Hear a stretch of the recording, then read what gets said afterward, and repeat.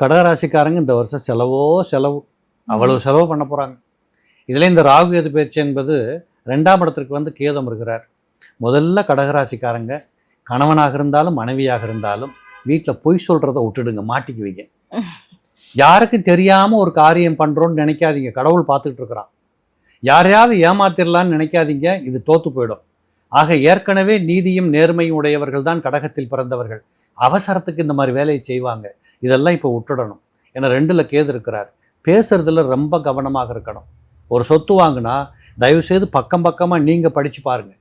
கையெழுத்து போட்டால் நீங்களே கையெழுத்து ஒழுங்காக போடுறீங்களான்னு பார்த்துக்கோங்க. ஒவ்வொரு கையெழுத்து ஒவ்வொரு மாதிரி போட்டால் 25 வருஷம் கழிச்சு பிரச்சனை ஆகிடும். இப்படியான துன்பங்கள் வராமல் இருக்கணும். ஒரு பொருளை விற்று ஒரு பொருள் வாங்குறதுக்கு இவங்க ட்ரை பண்ணுவாங்க. அதெல்லாம் ஜெயமாகும்.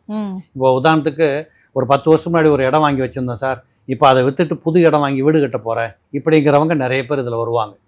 அதே போல் கேது பகவான் போய் 8ல் ராகு பகவான் 8ல் உட்கார்றார். இந்த 8ஆம் இடம் என்பது கணவன் மனைவி குடும்ப உறவு. இதில் பழுது இல்லாமல் பார்த்துக்கணும். பொதுவாக கடகத்தில் பிறந்தவர்கள் இந்த ராகு கேது பயிற்சியில் குடும்ப ஒற்றுமை கட்டு போகக்கூடாது, கணவன் மனைவி பிரிவு வரக்கூடாது. பிரிந்தவர்கள் கூட 3வது நபர் தலையீடு இல்லாமல் 2 பேரும் உட்கார்ந்து பேசி ஒன்று சேர்ந்துக்கணும்.